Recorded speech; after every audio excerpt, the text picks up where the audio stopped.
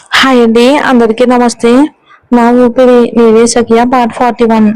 ముందుది 40 అండి, నెంబర్ చెప్పడం మర్చిపోయాను. అవును, నిజమే. కావేరి చేదుగున్న గాజు వైపుకు ఊరకంట చూస్తూ ఆర్య తలూపాడు. అమ్మమ్మ గారు నన్ను చాలా బాగా చూసుకుంటారు. నేనంటే ఆవిడకి చాలా ఇష్టంలా ఉంది.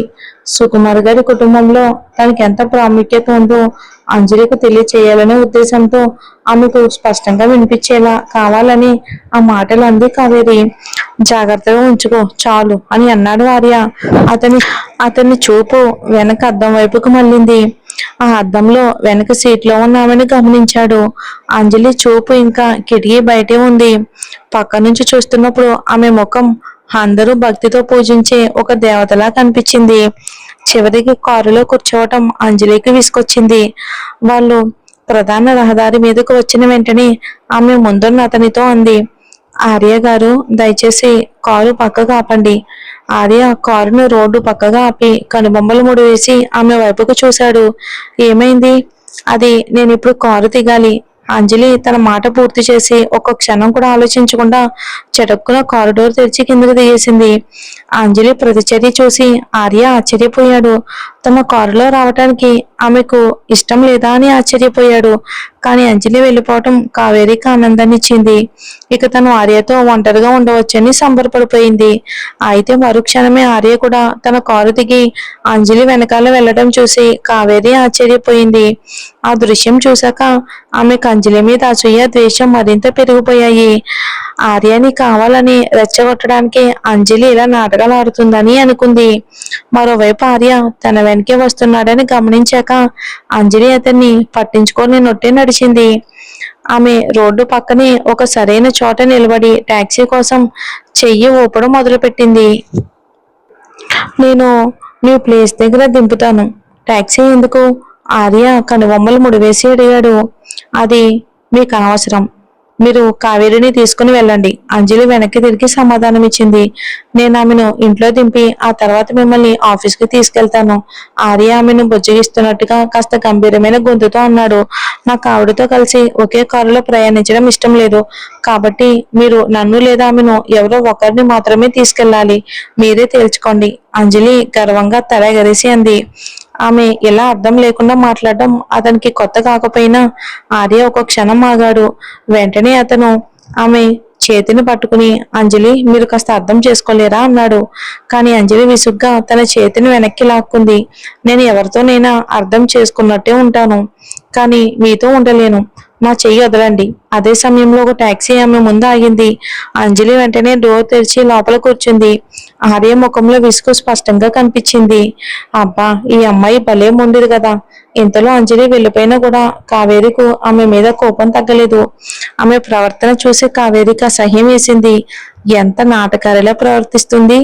ఆర్య కారు దగ్గరకు తిరిగి రాగానే అతని ముఖంలోని మార్పును ఆమె గమనించింది. వెంటనే అతని జాలిని సంపాదించుకోవడానికి ఇదే సరైన సమయం అనుకుంది. నా వల్లే అంజలి వెళ్ళిపోయిందా? ముందే తెలుసుంటే నేనే టాక్సీలో వెళ్ళిపోయేదాన్ని. అదేం కాదు, ఆమెకు ఆఫీస్లో ఏదో ఇంపార్టెంట్ పని ఉంది అంతే. ఆర్య కళ్ళు కాస్త మెత్తబడినట్టు అనిపించాయి. కావేరి ఓ నిట్టూర్పు విడిచినట్టు నటించింది. అంజలి నేను ఒకప్పట్లా మళ్ళీ అంత స్నేహంగా ఉండలేమనుకుంటా. నేను తనకి చేసిన అన్యాయానికి బహుశా ఎప్పటికీ ప్రాయశ్చిత్తం చేసుకోలేనేమో. ఆర్య ఆమెను ఓదారిస్తూ, జరిగింది ఏదో జరిగిపోయింది, దాని గురించి మళ్ళీ ఎందుకు అన్నాడు. అంజలి నన్ను 5 ఏళ్లుగా ద్వేషిస్తుంది. నేను కూడా అన్నేళ్లుగానే నన్ను నేను నిందించుకుంటున్నాను. నిజానికి తనకి ఆ ఘోరం జరిగిన తర్వాత ప్రతి రాత్రి తను ఎంత నరకం అనుభవించిందో తలుచుకుంటేనే నా చెంపలు నేను వాయించుకోవాలి అనిపిస్తుంది. ఎందుకు? తనకి అంత క్రూరమైన అన్యాయం ఎందుకు జరిగింది? కావేరి మాటలు వింటున్నప్పుడు ఆర్యకు తెలియకుండానే స్టీరింగ్ పై అతను పట్టు బిగిసింది. అదే సమయంలో ఏదో వికృతమైన మనిషి చేతిలో చిక్కి అంజలి అంత బాధ అనుభవించిందా అని అతను ఆలోచించకుండా ఉండలేకపోయాడు. మరోవైపు అంజలి పడిన బాధను, తనకు జరిగిన ఘోరాన్ని పదే పదే నొక్కి చెప్పడం, దాని వెనుక కావేరి ఉద్దేశం ఒకటే, ఆర్యకి ఆమెపై ఆసక్తి పోయేలా చేయటం. ఎందుకంటే వేరే మగాడి చేతిలో మోసపోయిన స్త్రీని, ఆ కలంకం అంటిన అమ్మాయిని ఏ మగాడు అంగీకరించడని ఆమె గట్టి నమ్మకం. కానీ ఆర్య ఆలోచన విధానం గురించి ఆమె అంచనా తప్పని ఆమెకు తెలియదు. నిజానికి అంజలి మీద పడిన కలంకాన్ని కావేరి ఎంతగా ప్రస్తావిస్తుందంటే ఆర్యకి ఆమె మీద అంతకంతకు జాలి సానుభూతి పెరిగాయి. ఆమెను అసహించుకోవడానికి బదులుగా ఆమెను అన్నిటి నుంచి కాపాడాలనే బలమైన కోరిక అతనిలో కలిగింది. అలాగే మొదట్లో ఆమెను పెళ్లి చేసుకోవడానికి ఇష్టపడిన అతను ఇప్పుడు ఆమెను తన భార్యగా చేసుకోవాలి అనుకున్నాడు. కానీ ఎలాగైనా ఆమె మనసు గెలవడంలో మాత్రం అతను విఫలం అవుతూనే ఉన్నాడు. జరిగింది ఏదో జరిగిపోయింది, దాని గురించి ఇక మాట్లాడొద్దు. మిమ్మల్ని మీరు నిందించుకోకుండా ముందుకు సాగండి. కావేరి అపరాధ భావంతో ఉన్న ముఖాన్ని చూస్తూ ఆర్య ఓదార్చాడు. అదే సమయంలో శ్రీనివాసన్ నిలయం వచ్చేంత వరకు కావేరి కావాలనే కళ్ళ నుండి కొన్ని కన్నీళ్లను తెప్పించుకుని చేతులతో తుడుచుకుంటున్నట్లు నటించింది. ఇక విల్లా రాగానే ఆమె ఉత్సాహంగా అతని వైపుకి చూసి, ఆర్య ఆర్య మీరు వెళ్లే ముందు లోపలికి వచ్చి ఒక కప్పు టీ తాగి వెళ్తారా అని అడిగింది. వద్దు వద్దు, తర్వాత ఎప్పుడైనా, నాకు ఒక పని ఉంది. ఆర్య ఆమె అభ్యర్థనను సున్నితంగా తిరస్కరించాడు. అయ్యో, ఒక కప్పు టీ తాగడానికి ఎక్కువ సమయం పట్టదు కదా. పైగా ఇక్కడ నేను ఒంటరిగా ఉండాలంటే కొంచెం దిగులుగా ఉంది. నేను మీకు ముందే చెప్పాను కదా, మీకు ఒంటరిగా అనిపిస్తే మీ కుటుంబ సభ్యులను ఎప్పుడైనా ఇక్కడికి వచ్చి మీతో ఉండమని పిలవచ్చు, సరేనా అని ఆర్య సలహా ఇచ్చాడు. నేను వాళ్ళతో ఈ విషయం చెప్పాను, కానీ ఇక్కడ నాతో కలిసి ఉండడానికి వాళ్ళు అలవాటు పడలేమని అంటున్నారు. కావేరి వెంటనే ఒక అబద్ధం చెప్పేసింది ఆర్యకు. ఎందుకంటే తను ద్వేషించే ఆ కుటుంబంతో తన దగ్గర ఉన్నది ఏదైనా పంచుకోవటానికి ఆమె అస్సలు ఇష్టపడదు. వాళ్ళు తన జీవితంలోకి బాధను కష్టాలను తప్ప మరేమీ తీసుకురాలేదు. ఆ కారణం వాళ్ళపై పగ పెంచుకోవడానికి సరిపోతుంది. అయితే వాళ్ళను ఒప్పించి మీకు తోడుగా ఉండమని చెప్పండి అని అన్నాడు ఆర్య. తర్వాత తన చేతి ఆచివైపుకు చూస్తూ, నేను ఇప్పుడు వెళ్ళాలి, నాకు పనుంది అని చెప్పాడు. ఆర్యని ఆపడం ఇంకా తన వల్ల కాదని తెలిసిన కావేరి అతని ఆకర్షణీయమైన చిరునవ్వులో మైమర్చిపోయింది. చివరికి ధైర్యం కూడగట్టుకుని అతన్ని హత్తుకుని ముద్దు పెట్టుకోవడానికని ముందుకు వంగింది. కానీ ఆమె శ్వాస కొద్ది అంగుళాల దూరంలోని తగలగాని ప్రమాదాన్ని పసిగట్టిన ఆర్య తన అరచేతులతో ఆమెను సున్నితంగా అడ్డుకున్నాడు. తర్వాత అతని చూపులో ఎలాంటి కదలిక లేకుండా స్థిరంగా చూస్తూ, ఇప్పుడు మీరు దయచేసి కారు దిగండి అన్నాడు. అతని నుండి అంత చల్లటి తిరస్కరణ ఎదురవడంతో కావేరి అవమానంతో తలదించుకుని కారు దిగడం తప్ప ఏమీ చేయలేకపోయింది. సిగ్గుతో ఎర్రబడిన ముఖంతో ఆర్య కారు నడుపుకుంటూ వెళ్ళిపోవడాన్ని చూస్తూ ఈ మనిషికి తన మీద ఏమాత్రం శారీరక వాంఛలు ఎందుకు కలగటం లేదని ఆశ్చర్యపోయింది. అతని జీవితంలో మరో స్త్రీ ఉందా అని కావేరి అనుకోగానే మొన్న అతని మెడ మీద చూసిన ముద్దు మచ్చ ఆమెకు గుర్తొచ్చింది. ఆ మచ్చ అంజలి పెట్టకపోతే అది ఖచ్చితంగా వేరే ఎవరో పెట్టిందే అయి ఉంటుంది ఖచ్చితంగా. మరోవైపు అంజలి టాక్సీలో ఏమీ తోచగా తన ఫోన్లోని మెసేజ్లను చదువుకుంటుంది. అప్పుడే నిఖిల్ తను పంపిన కొన్ని సమాధానాలను చూసి ఆశ్చర్యపోయింది. ఎందుకంటే ఆ మెసేజెస్ తను రాసినట్లు ఆమెకు అస్సలు గుర్తులేదు. నిన్న ఏం జరిగిందా అని గుర్తు చేసుకోవడానికి ప్రయత్నించింది అంజలి.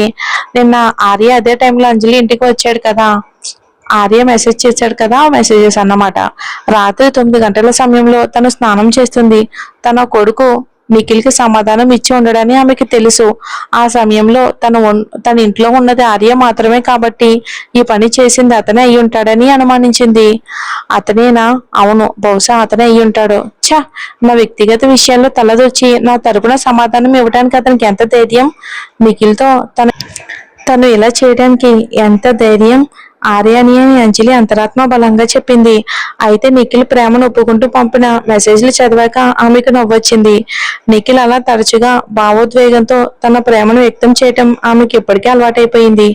ఇంతలో అంజలి తన కార్యాలయానికి చేరుకుంది. వచ్చే వారం జరగబోయే ఆభరణాల ప్రదర్శనకు సంబంధించిన ఏర్పాట్లను చర్చించడానికి రాజ్యలక్ష్మి ఏర్పాటు చేసిన భేటీకి ఆమె సరిగ్గా సమయానికి హాజరయ్యింది. అంజలి మరియు అహల్య ఇద్దరు కూడా గొప్ప కళాకారులు. ఇక ఎంపికైనప్పటికీ సంస్థ ప్రతిష్ట కోసం ఇద్దరు బహుమతి గెలవాలని రాజ్యలక్ష్మి ఆశిస్తుంది. అయితే ఇది ఆభరణాల మేళలో అహల్యను అంజలిను ఒకరికొకరు పోటీదారులుగా నిలబెట్టింది.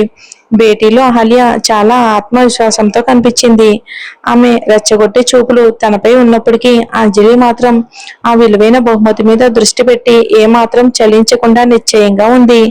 సౌందర్య ఆభరణాల కార్యాలయం తూర్పు వైపున ఉన్నప్పటికీ దాని పక్కనే ఉన్న ఒక భారీ భవనం నీడలో అది చిన్నదిగా కనిపించింది.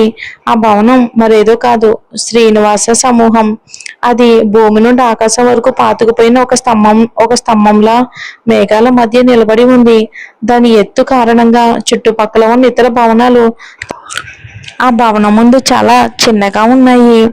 ఇక మీటింగ్ రూమ్ లోని ఆర్య తన కుర్చీలో ఒక సింహాసనం మీద రాజులా కూర్చుని ఉన్నాడు.